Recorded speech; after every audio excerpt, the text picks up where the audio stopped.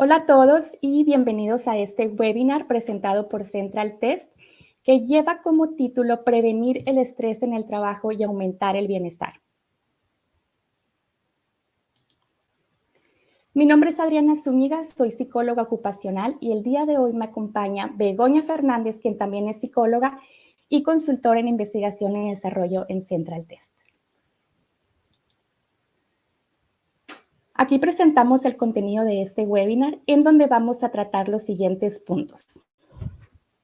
Empezaremos con una introducción al estrés laboral y cuál es el efecto y sus principales causas. A continuación hablaremos sobre cómo evaluar el estrés en el trabajo, qué se puede hacer para prevenirlo y cómo podemos intervenir una vez que se presente esta situación. Y por último, daremos una serie de consejos y recomendaciones adicionales para aumentar el bienestar en el trabajo.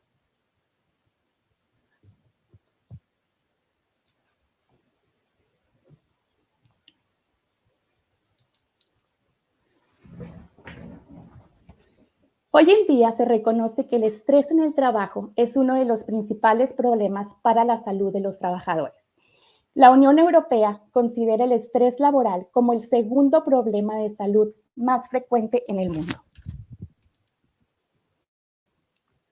Y en América Latina, el estrés laboral también se ha reconocido como una de las grandes epidemias de la vida laboral moderna. Como vemos aquí, según los datos de la Organización Mundial de la Salud, México ocupa el primer lugar a nivel mundial con 75% de su fuerza laboral bajo esta condición. Le siguen las dos economías más grandes del mundo, China con 73% y Estados Unidos con 59%. En un estudio realizado recientemente, se compararon 6 países latinoamericanos y Venezuela se posicionó en el primer lugar de esta lista con 63%, seguido de Ecuador con 54% y Panamá con 49%. Y este problema, al afectar a un gran número de trabajadores y su capacidad para ser productivos, también amenaza el buen funcionamiento y el resultado de las empresas. Como vemos en la imagen, se calcula que las pérdidas ocasionadas por estrés laboral representan entre 0.5 y 3.5% del Producto Interno Bruto de los países, lo cual se refleja de forma proporcional en las pérdidas económicas para las compañías. Y bueno, no nos sorprende que la pandemia ocasionada por COVID-19 incrementó el estrés laboral en el mundo, por circunstancias familiares y personales, por temor a perder el empleo, por temor a contagiarse al acudir a la oficina o simplemente por la necesidad de aumentar sus ingresos.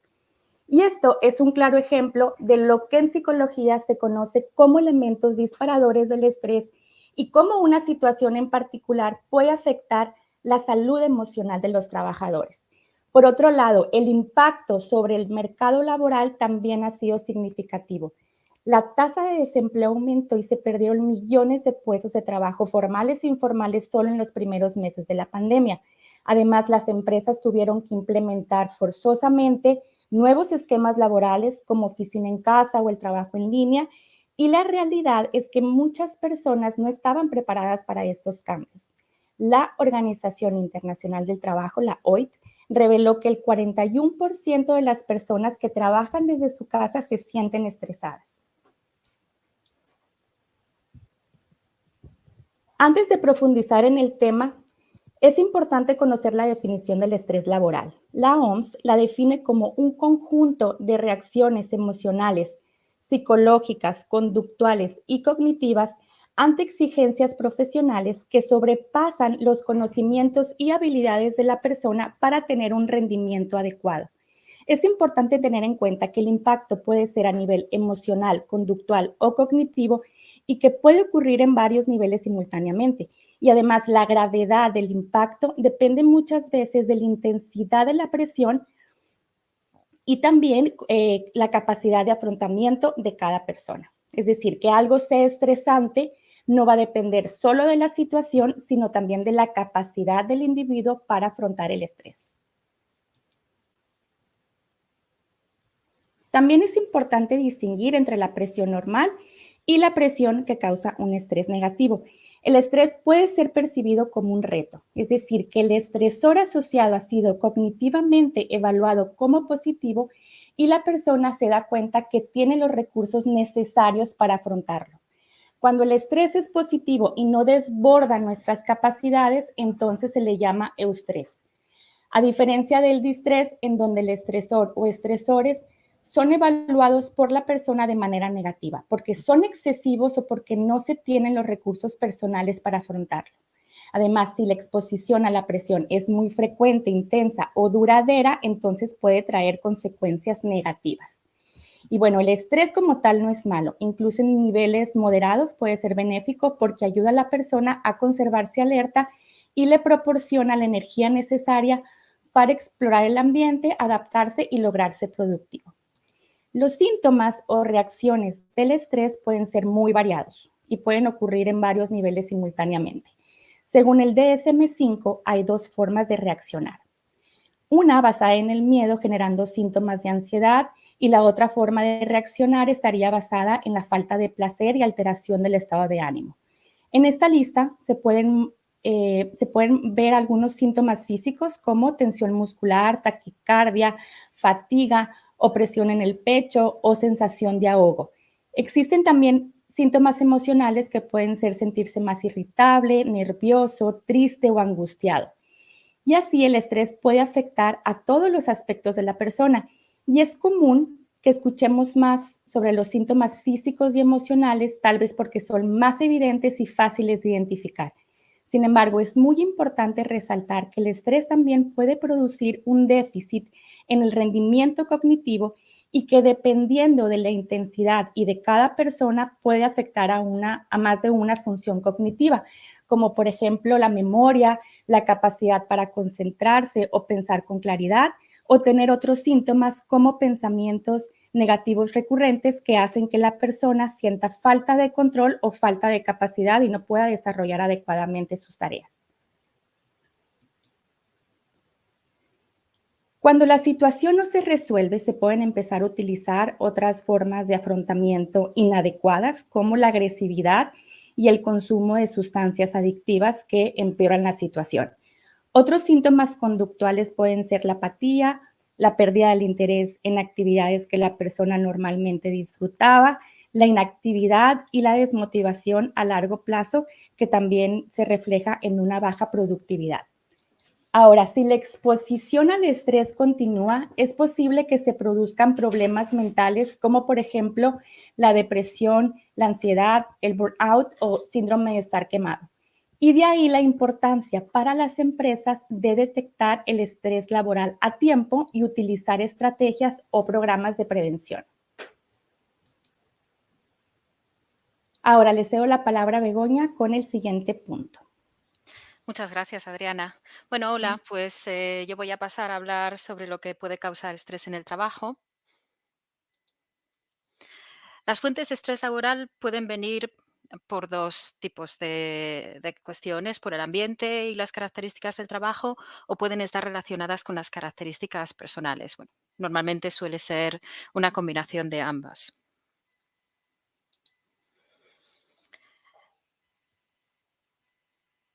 Hay posibles fuentes de estrés asociadas a diferentes áreas laborales, como pueden ser el puesto de trabajo en sí mismo, los horarios o la capacidad de control. La siguiente lista que se tiene en la pantalla no es exclusiva, pero, por ejemplo, tareas monótonas o poco importantes, desagradables, tener mucho o demasiado trabajo, pueden tener un impacto negativo. También los horarios, si no están bien organizados, como por ejemplo si son estrictos, inflexibles, imprevisibles, los turnos no están bien programados, es importante que se intenten conjugar las necesidades de la empresa con las de los trabajadores para evitar caer en tópicos y en estereotipos y llegar a acuerdos favorables con las dos partes. También estaría la falta de control. Este puede ser un factor bastante importante porque genera ansiedad y estrés en la mayoría de las personas. Situaciones de falta de control son pues no tener voz en la toma de decisiones, no poder controlar el entorno, el ritmo de trabajo, etcétera. Otro tipo de estresores ya están relacionados con el ambiente de trabajo, como son no tener perspectivas de progresión de carrera o no tener seguridad. La cultura de empresa puede afectar negativamente o que no existan buenas relaciones con otras personas en el trabajo o la conciliación laboral. Así, por ejemplo, si no se tienen posibilidades de avance profesional o una mala remuneración o un bajo estatus, se hace que los trabajadores sientan que su trabajo no es seguro, que no, que no tienen las necesidades básicas cubiertas. O también evaluaciones con poca transparencia, percibidas como injustas, generan malestar. Así como una excesiva capacitación o demasiado poca. O sea, si por ejemplo se tiene un trabajo en el que se está sobrecapacitado, pues las tareas pueden ser monótonas, rutinarias y bueno, pues la persona se aburre. La cultura de empresa y las relaciones con otras personas son una fuente importante de situaciones potencialmente estresantes. Algunos ejemplos son, como dijimos, las supervisiones inadecuadas, llevarse mal con otras personas y, bueno, por supuesto, si hay intimidación, acoso o si hay relaciones en las que hay agresividad. Otra fuente de estrés puede ser trabajar de forma aislada o en solitario, ya que aumenta la vulnerabilidad. Se puede llegar a carecer del apoyo social necesario y no tener las mínimas interacciones sociales para tener el bienestar. La falta de claridad por parte de la empresa respecto al trabajo o a las tareas, que no haya estructura o que los objetivos que se han marcado pues, bueno, sean inadecuados o irrealistas o que no se hayan marcado. Y otro factor bastante importante es la conciliación laboral, porque puede ser una fuente de estrés si las cargas familiares y las de trabajo no se pueden negociar. Aquí personas muy vulnerables serían todas aquellas con cargas familiares o personas dependientes a su cargo. Si no hay flexibilidad y si no hay apoyo, el trabajador puede tener muy difícil el poder compatibilizar y es una presión difícil de sobrellevar. Y en general no poder desconectar del trabajo, bien porque la empresa espera que se esté siempre de servicio o se tiene demasiado trabajo. Esto supone una carga al trabajador y tiene un impacto negativo. Por otro lado, hay otros factores que pueden hacer que personas pues, puedan ser vulnerables, ¿no? Estos dependen más de la persona y están unidos a los factores de riesgo por parte del trabajo, que pueden hacer que empeore la situación. Lo primero, decir que no hay características de personalidad que sean buenas o malas per se y siempre dependerá del ambiente. En este caso, algunas características que pueden aumentar la vulnerabilidad al estrés son un alto neuroticismo o una tendencia alta al perfeccionamiento. Un alto neuroticismo implica la tendencia a reaccionar de forma excesiva a lo que sucede, lo que puede hacer difícil mantener la calma en ambientes de presión o cuando hay contratiempos. El perfeccionamiento implica la tendencia a cuidar todos los detalles e intentar tener todo bajo control para que todo salga perfecto. Esto puede suponer dificultades importantes de adaptación en ambientes que cambian mucho o que están desorganizados. Y también hay otras características que ya están más relacionadas con la inteligencia emocional, que también pueden hacer a la persona vulnerable al estrés, como pueden ser una baja autoestima, una baja autoconfianza, ya que implican una imagen negativa de uno mismo o dudar de si se es capaz de hacer lo que se tiene que hacer. La falta de capacidad de adaptación también nos dificultará afrontar los cambios y si hay un bajo optimismo o baja resiliencia, pues bueno, no se tiene una perspectiva de que el futuro vaya a ser beneficioso o puede hacer muy difícil afrontar fracasos o aprender de ellos. Hombre, me gustaría terminar con una nota positiva aquí, diciendo que las competencias de inteligencia emocional son entrenables y las características de personalidad se pueden compensar. Siempre es cuestión de saber dónde puede estar el problema. Así que vamos a ver cómo se puede evaluar el estrés en el trabajo. Vamos a mirar a ver en los dos niveles, en el nivel de empresa y en el nivel de la persona. Bien, el estrés es un fenómeno complejo y no hay un único indicador que lo señale. Así que, bueno, vamos a intentar revisar algunos que sí pueden ser importantes, como por ejemplo, si el ambiente laboral es difícil, hay pocas oportunidades, inseguridad, malas relaciones laborales. Es habitual que un alto porcentaje de personas pues lleguen a abandonar el trabajo si es que pueden o que cojan la baja habitualmente. Algunas personas a lo mejor bajan tanto el rendimiento que es necesario despedirlas o, bueno, hay una baja productividad o un bajo rendimiento en general. Esto es indicación de que hay problemas y que muchas de las personas pueden estar sufriendo estrés. Cuando hay problemas en la empresa y el personal está estresado, es también probable que el personal no esté dispuesto a aceptar muchas responsabilidades y que no haya compromiso con la empresa. Esto puede dar lugar a problemas muy graves, como por ejemplo no prestar atención a protocolos de seguridad, que conlleva que haya prácticas poco seguras y ahí pueden aumentar los accidentes laborales, con lo cual el tener en cuenta si aumentan los accidentes laborales o si hay una alta tasa es algo muy importante que hay que investigar. Em, y otro indicador son las quejas de los usuarios o de los clientes, sobre todo si aumentan de pronto. Bueno, en cualquier caso, investigar las quejas es una oportunidad para identificar dificultades e implementar estrategias siempre.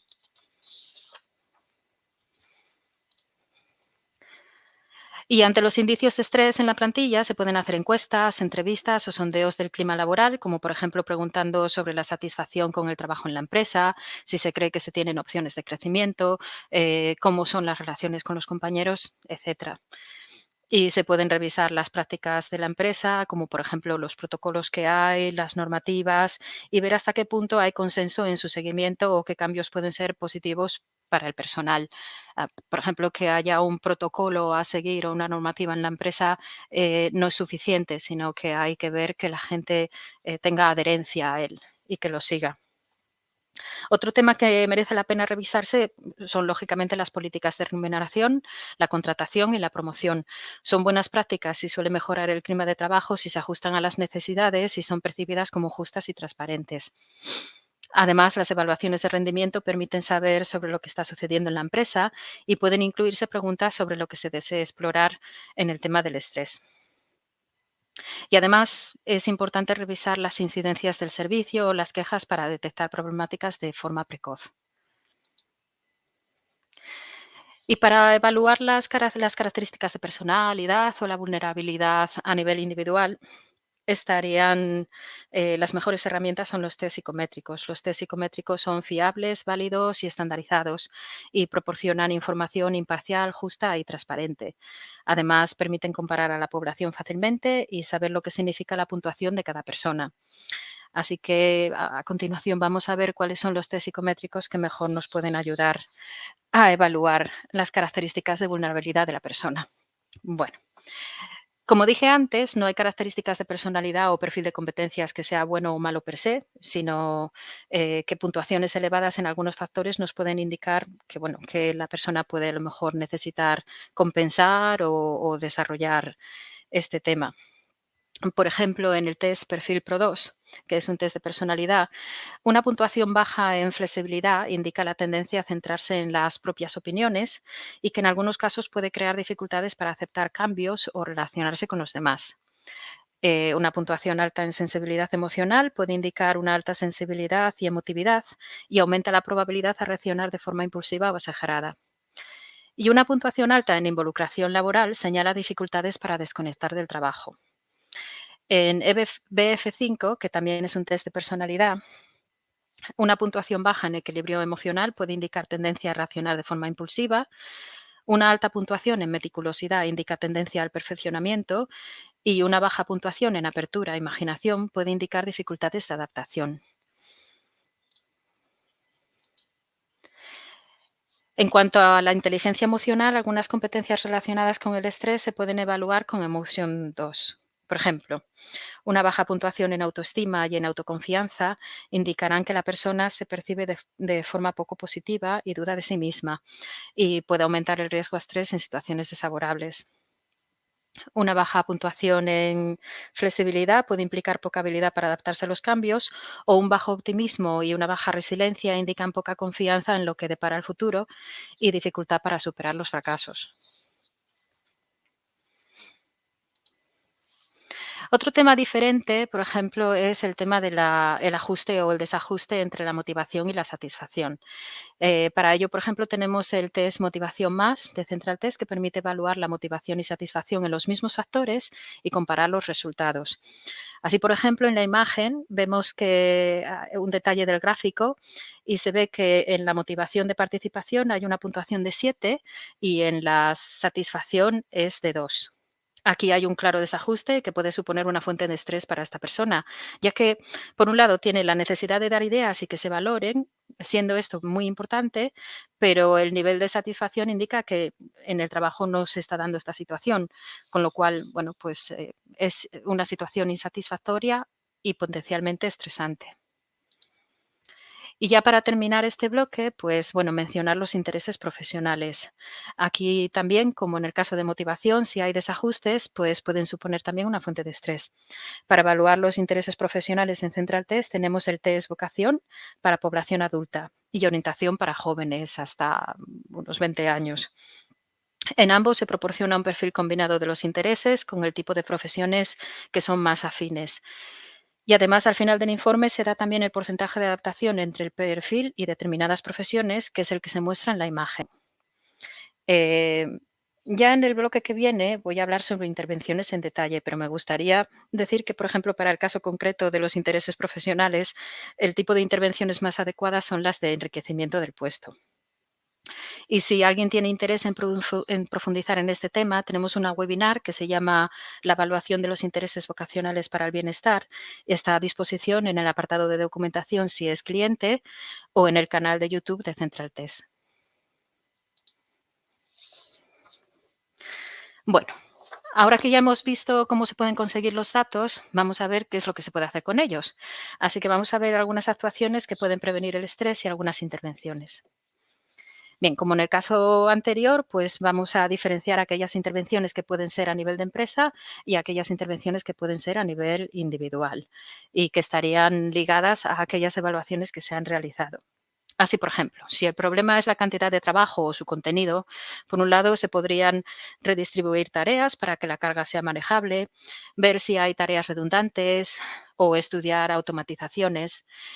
Y por otro lado, se puede prestar atención a la ergonomía y asegurarse de que se siguen las normativas, que hay una buena adherencia, que hay buenas prácticas de seguridad e higiene en el trabajo, porque esto muestra a los trabajadores que la preocupación de la empresa está en su bienestar y aumenta su percepción positiva, ven que están en un clima de crecimiento. Por otro lado, si el tema son las condiciones laborales, se puede estudiar cómo flexibilizar horarios y racionalizar jornadas. Por ejemplo, una buena práctica es tener en cuenta las sugerencias de las personas implicadas que pueden hacer que mejore la situación. De hecho, las personas que están realizando el trabajo conocen muy bien cuáles son sus características, en lo que se puede ser flexible y en lo que no. Entonces, siempre pueden aportar sugerencias adecuadas y después, si se tienen en cuenta, pues van a ser capaces de seguirlas pues, de mejor grado, con lo cual aumentará la satisfacción y el bienestar. Y bueno, contratos estables proporcionan seguridad y permiten a la persona tener una mayor sensación de control sobre su vida, así como una remuneración adecuada que permita evitar estrés por problemas económicos a los trabajadores. El clima laboral de una empresa influye de forma muy importante en cómo se percibe el trabajo y los niveles de estrés. Algunas intervenciones que se pueden hacer son fomentar la participación, promover y cuidar que las relaciones sean respetuosas entre todos los miembros del personal, con tolerancia cero hacia cualquier tipo de abuso, así como cuidar que exista una buena comunicación entre los diferentes niveles jerárquicos. Lo ideal es lograr un clima en el que todas las personas se sientan una parte importante de la empresa, que entiendan la contribución de su rol al rendimiento total, mostrando que todas las funciones y puestos son respetables y que se avanza conjuntamente en una misma dirección. El reconocimiento de las contribuciones y méritos de las personas y los grupos de trabajo siempre va a tener un impacto positivo. Y aunque suele ser más habitual centrarse en cosas que hay que corregir y mejorar, señalar méritos y contribuciones puede llevar a una espiral de autosuperación y compromiso para que se hagan las cosas bien. Y además implementar medidas que permitan percibir a la empresa como una organización justa y equitativa, como por ejemplo implementando políticas de transparencia, comprobar que las decisiones son justas para todos. Todo esto previene el estrés y tiene un impacto positivo al mejorar el compromiso de los trabajadores. Pasamos ahora a algunas intervenciones encaminadas a prevenir la vulnerabilidad al estrés por características personales. Estas serían, por ejemplo, durante la selección y contratación. Pues contratar personas con un perfil adecuado al definido para el puesto, asegurarse que tienen la capacidad y experiencia, las competencias personales, motivaciones e intereses relevantes para el puesto y la empresa.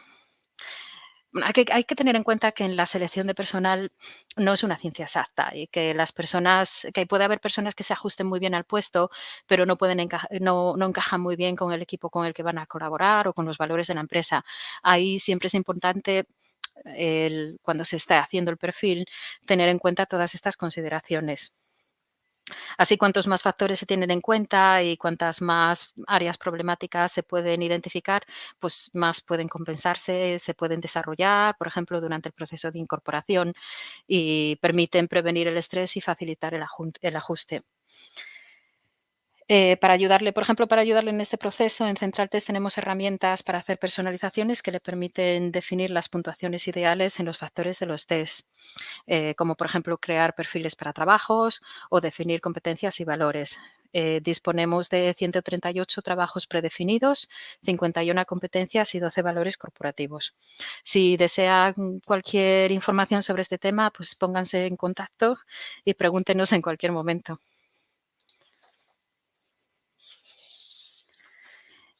Y bien, ya cuando una persona lleva trabajando tiempo en la empresa, las intervenciones que se tienen que hacer pues pueden ser diferentes. Por ejemplo, están las intervenciones de ajuste del puesto a la persona y están las intervenciones de ajuste de la persona al puesto, que pueden hacerse de forma complementaria. El ajuste del puesto a la persona serían todas aquellas intervenciones en las que se modifican algunas de las funciones, responsabilidades y tareas para las que la persona pueda funcionar mejor en este puesto. Así, siguiendo el ejemplo del test de motivación más, si se ha detectado que la persona está insatisfecha con su nivel de participación y es una motivación importante, puede estudiarse la forma en que este puesto permite una mayor participación. Por ejemplo, abriendo canales de comunicación con otros departamentos, estableciendo reuniones regulares para conocer ideas, etc. El ajuste de la persona al puesto también supone desarrollar aquellas competencias que se han identificado como necesarias para el puesto y en que se obtienen puntuaciones que están alejadas de lo ideal. Por ejemplo, para desarrollar la autoconfianza y la autoestima, pueden practicarse una serie de ejercicios que le permitan verse en una luz positiva y que se dé cuenta de lo que es capaz de hacer. Pues, algunos de estos ejercicios podrían ser elaborar listas de logros, que después se utilizan en los momentos en que se siente inseguridad. Otra técnica es prestar atención a lo que nos decimos sobre nuestra valía y contrastarlo con la realidad, por ejemplo, recordando situaciones en que se tuvo éxito. También se pueden emprender actividades que resulten atractivas y que se sepan hacer. Y de ahí se puede ir aumentando la dificultad, porque la idea es buscar tener éxito la mayor parte del tiempo. Cuando se experimenta éxito, se experimenta la propia valía y la capacidad de una forma directa que hace que aumente la autoconfianza. En cualquier programa de intervención siempre es importante contar con la participación de la persona y que esté involucrada desde el principio. Cuando una persona participa en las decisiones de su propia intervención, es más fácil que acepte los cambios, que los perciba como suyos y aumenta su sensación de control, lo que aumentará la motivación para cambiar aquellos hábitos o aquellas formas de trabajar que necesite cambiar, que bueno, hay que reconocer que siempre suponen un esfuerzo. Y bueno, comentar que en CentralTest tenemos formaciones específicas para cada uno de los test y proporcionamos guías complementarias como, por ejemplo, preguntas para explorar puntuaciones altas o bajas en cada factor. En el caso del test Emotion 2, proporcionamos además la guía de coaching y desarrollo personal con técnicas y ejercicios de desarrollo en cada uno de los factores del test. Y bueno, pues nada más por mi parte. Cedo la palabra a mi compañera Adriana, que dará ahora unos consejos sobre cómo aumentar el bienestar en el trabajo. Muchas gracias. Gracias, Begoña. Ahora compartiremos una serie de consejos sencillos para aumentar el bienestar en el trabajo.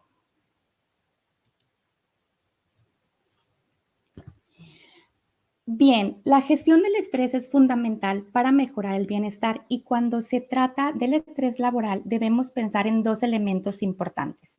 Uno es la percepción de la sobrecarga de trabajo y otro factor es el tiempo.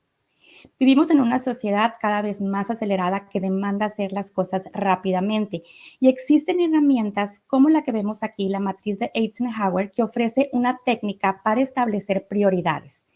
Esta matriz es muy sencilla, se basa en una división de 4 partes en donde se distinguen 2 ejes, la importancia y la urgencia. Primero, existen las tareas importantes y urgentes.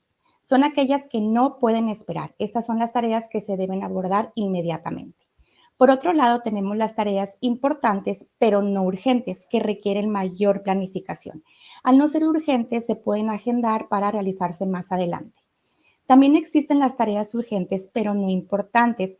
Si reconocemos la tarea como no importante, la solución ideal es pedir ayuda o delegar la tarea, claro, siempre y cuando sea posible. Y por último, están las tareas no urgentes y no importantes. Y aunque estas sean muchas veces agradables de realizar, son las tareas que no deben quitarnos tiempo, por lo que se sugiere eliminarlas por completo. Como vemos, esta técnica ayuda a organizarse mejor en el tiempo, evitando la sensación de acumulación de tareas y, por lo tanto, ayuda a reducir los niveles de estrés. Así que se puede animar a los empleados a utilizarla para racionalizar el trabajo. Una buena idea para que aprendan esta técnica es, por ejemplo, durante una formación corta o a través de sesiones de fortalecimiento de equipos.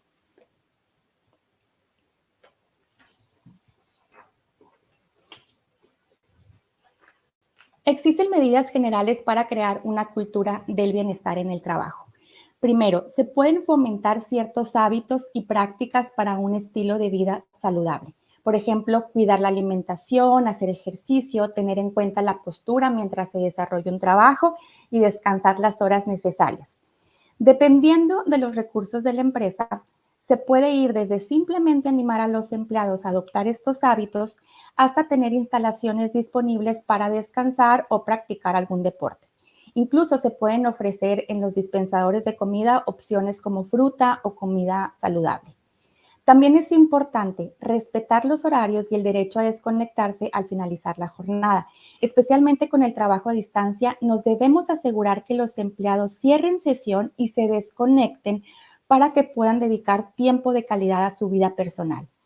Se pueden fomentar también prácticas de meditación, yoga o ejercicios de respiración. Pueden explicarles a sus empleados los efectos positivos o incluso pueden incluirse pequeñas sesiones, por ejemplo, durante la mañana o una pausa a mitad de la jornada. Otra opción es organizar eventos para que el personal se relacione y conozca mejor.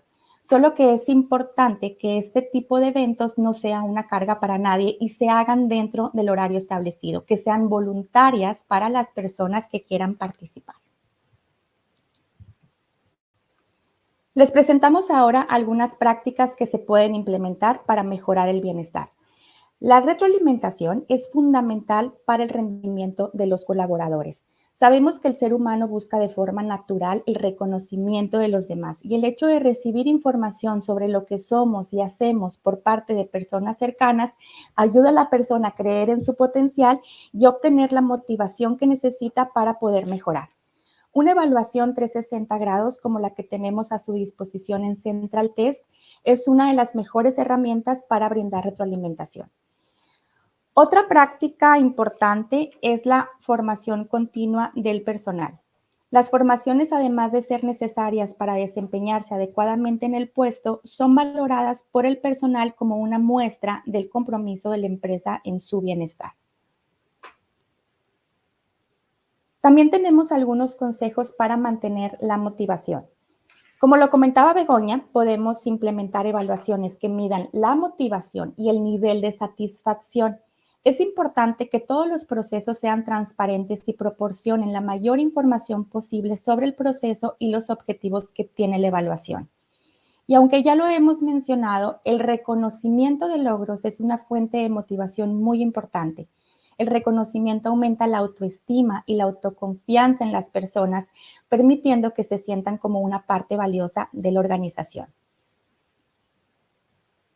Es importante también promover un entorno de trabajo seguro, no solo respecto a las normativas de higiene y seguridad en el trabajo, sino también un ambiente en el que las personas puedan dialogar, expresarse, compartir ideas, pedir consejos o ayuda. Y por último, se sugiere favorecer las relaciones entre el personal. Pasamos la mayor parte de nuestra vida adulta en el trabajo y la calidad de las relaciones con los compañeros y otros miembros del personal son una clave importante para el bienestar. Y bueno, como conclusión, podemos decir que es posible prevenir el estrés en el trabajo.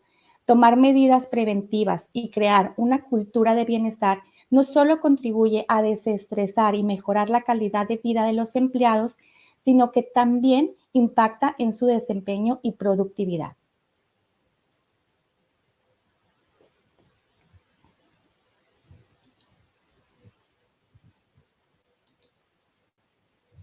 Los invitamos a visitar nuestra página web y redes sociales, en donde tenemos contenido muy valioso sobre este tema y algunos consejos para seguir con estas buenas prácticas.